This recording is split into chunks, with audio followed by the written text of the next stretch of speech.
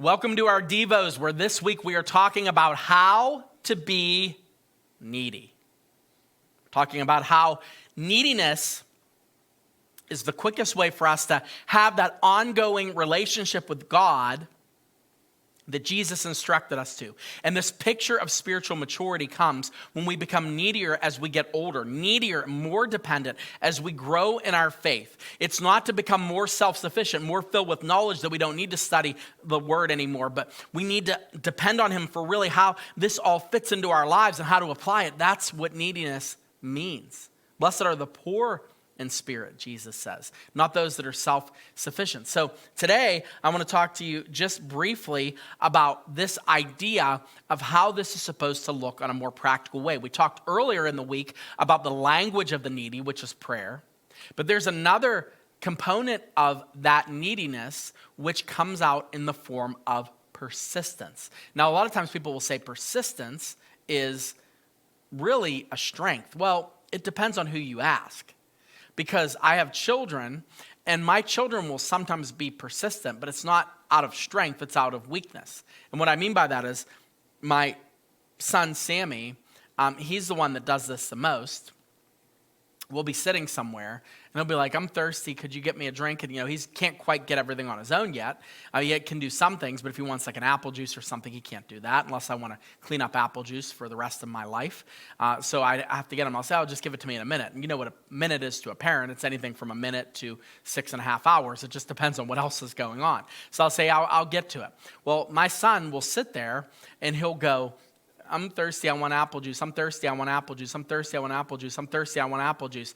And I'm like, okay, I'm going to get it to you in a minute. Like as soon as I finish this call, I'm thirsty, please, I want apple juice. Please, I want apple juice. I'm thirsty. He does that to the point where I'm like, oh my goodness. And I'm calling Welch's right now to get you your apple juice. I'll do whatever, just stop. Like it's a neediness because he wants it. He's needy. It's persistent.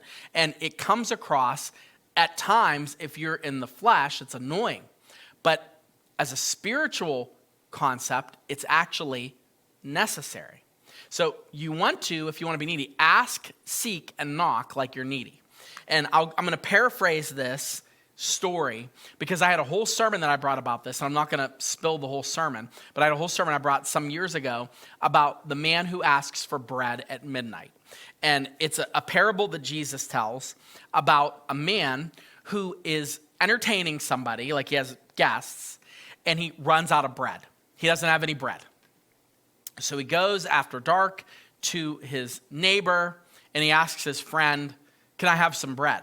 Now he's yelling up to his friend, and back then, if you didn't have bread to deliver to your guests, it was actually undignified. It was disrespectful. So this is kind of a big deal. It's not life or death, but it's definitely not just like, I forgot to get appetizers, we'll pick them up on the way home. It's not that. And he needs bread.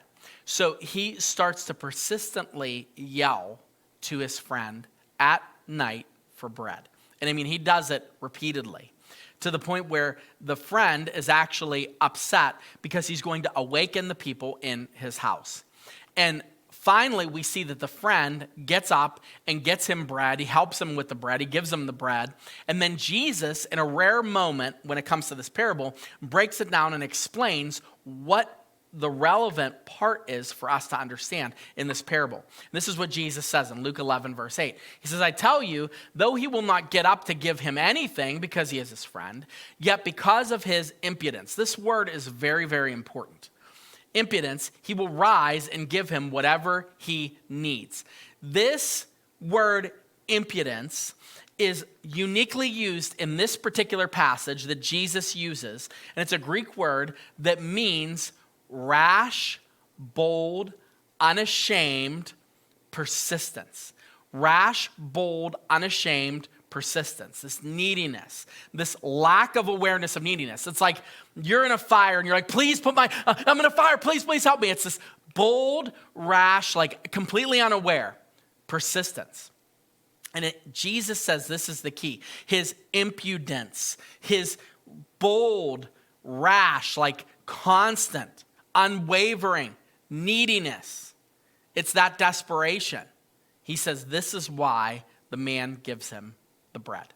Now, I say all that to come full circle to what we're talking about concerning neediness.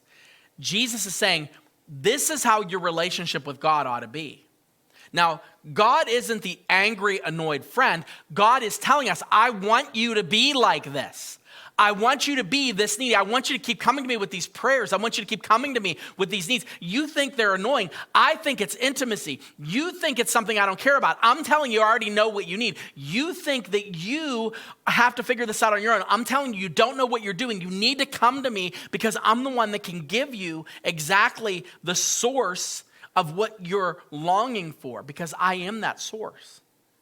This is the kind of relationship that a needy person gets to enjoy with their Creator as a result of what Jesus has done. And so if you want to be needy, you have to be a little bit shameless. This shameless, bold approach. Like, I'm shameless now. Please give it to me. I don't care. Please, please, please. And we've been in those situations. Sometimes we've been in situations. Like I told you a couple weeks ago, I had a health situation. I was in the hospital. I was shameless.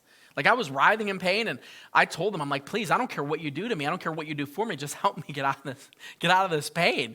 Like, I didn't care what you thought of my posture. I'm desperate. That's how we are. That's how God wants us to be before him. He wants us to be needy. He wants us to be able to put ourselves aside enough to recognize that we can't do anything without him.